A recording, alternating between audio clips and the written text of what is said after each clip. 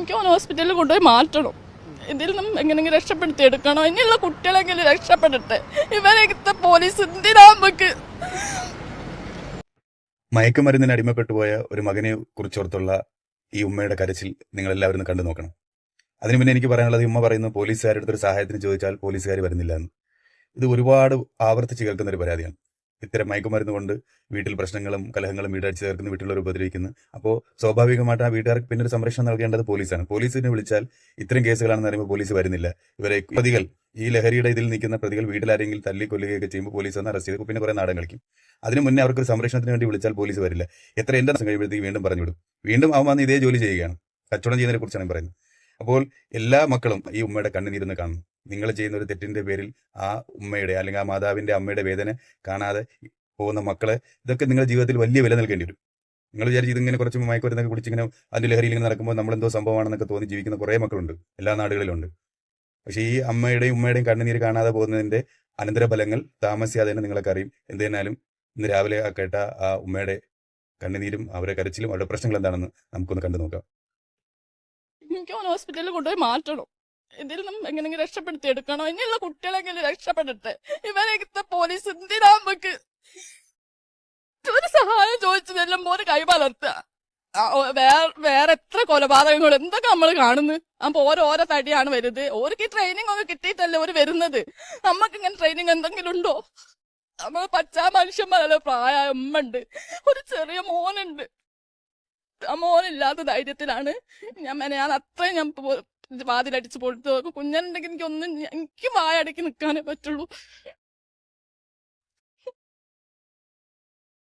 മകനെ ഏതെങ്കിലും ഹോസ്പിറ്റലിൽ ഇതിനു മുമ്പ് കാണിച്ചിരുന്നോ? ഒരു വെട്ടം ഹോസ്പിറ്റലിൽ കാണിച്ച് മരുന്ന് കുടിക്കുക. കുറച്ച് ഭേദമുണ്ട്. ഇപ്പൊ കുറച്ചായിട്ട് കല്യാണം കഴിഞ്ഞ അങ്ങനെ പോരാ. ഇനി ആക്സിഡന്റ് കഴിഞ്ഞാൽ ഒരാളാകെ മാറി. ആരോട് സംസാരമില്ല, ചിരിയില്ല, കളിയില്ല, സന്തോഷമില്ല. മദ്യപിച്ച് ചിലപ്പോ വരുന്നത് ഉറങ്ങുന്നതൊക്കെ.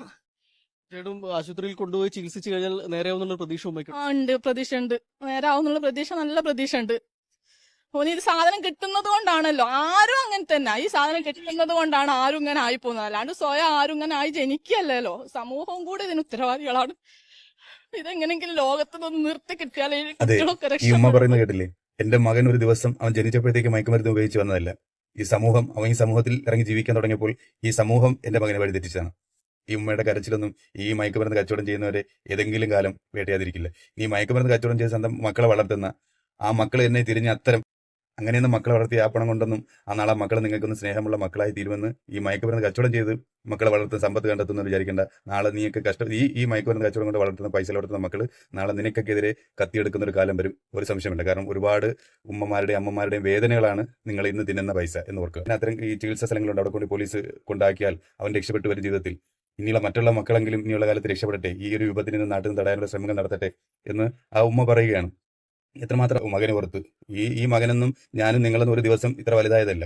ആ ഉമ്മയുടെയും അല്ലെങ്കിൽ ഓരോ അമ്മയുടെയും ഒരുപാട് കഷ്ടപ്പാടിന്റെ അനന്തരഫലങ്ങളാണ്, അവരുടെ ഉറക്കൊഴിഞ്ഞതിന്റെയും ഒരുപാട് കഷ്ടപ്പാടുകളുടെ അനന്തരഫലമാണ് ഇന്ന് കാണുന്നത് ഞാൻ നിങ്ങളെല്ലാം. എന്നിട്ട് കൈയും കാലും വളർന്നതിന് ശേഷം ഈ എവിടെയെങ്കിലും പോയി മയക്കുമരുന്ന് കടിച്ചു വന്നിട്ട് ആ ഉമ്മ വീട്ടിൽ പേടിച്ച് ജീവിക്കേണ്ട, ആ അമ്മ അല്ലെങ്കിൽ വീട്ടിൽ പോയി മക്കളെ പേടിച്ച് ജീവിക്കേണ്ടി വരുന്ന ഒരു അവസ്ഥ എന്നാലോചിച്ച് എത്ര ദയനീയമായ അവസ്ഥയാണ്.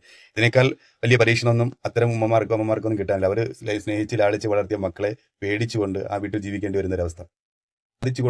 സമ്പാദിച്ചു കൊടുത്തില്ലെങ്കിൽ കൂടിയും നിങ്ങൾ അവരെ നോക്കിയില്ലെങ്കിൽ കൂടി നിങ്ങൾ അവർ ഉപദ്രവിക്കാതിരുന്നൂടെ എന്ന് ചോദിക്കുന്ന ഒരു കാലഘട്ടത്തിലേക്ക് പേടിച്ചുകൊണ്ട് നേരം വെളുക്കുമ്പോൾ ഓരോ വാർത്തകളും ഇത്തരം വാർത്തകളാണ് വന്നുകൊണ്ടിരിക്കുന്നത്. അപ്പോൾ അത്തരം സഹായങ്ങൾ ചോദിച്ചൊരു പോലീസിന്റെ അടുത്ത് ചെല്ലുമ്പോൾ മിക്ക പോലീസ് സ്റ്റേഷനുകളിൽ നാട്ടിൽ കേരളത്തിലുള്ള അവസ്ഥ ഇതാണ്. ഇത്തരം കേസുകളിൽ ഇവർ കാണിക്കുന്ന ഒരു അവഗണന, വേണ്ടത്ര ഒരു ഇടപെടൽ നടത്താതെ. ഇനിയെങ്കിലും ഇത്തരം സഹായങ്ങൾ ചോദിച്ചു വരുമ്പോൾ ഒരു കർശനമായ നടപടികൾ പോലീസിന്റെ ഭാഗത്തുനിന്നുണ്ടാവട്ടെ. അവരെ ചികിത്സിക്കാനും ഇതിലുണ്ടാവട്ടെ. ഇത്തരം സഹായം തേടി വീട്ടിൽ ആണുങ്ങളൊന്നും ഇല്ലാതിരിക്കുമ്പോൾ സഹായം തേടി അവർ പറയുന്ന എൻ്റെ ഉമ്മയും ആ സ്ത്രീയുടെ ഉമ്മയും ചെറിയ കുഞ്ഞേ ഉള്ളൂ. ഇത്തരം സഹായം തേടി വിളിക്കുമ്പോൾ അവർക്ക് സംരക്ഷണം കൊടുക്കാനും ഒരു പോലീസിന് കഴിയാണ്. ഇത് ഒരുപാട് മറ്റുള്ള രാജ്യങ്ങളിൽ ഇപ്പോൾ സൗദി അറേബ്യയിലൊക്കെ മയക്കുമരുന്ന് ഉപയോഗിക്കുന്നത് പിന്നെ പുറം ലോകം കാണില്ല.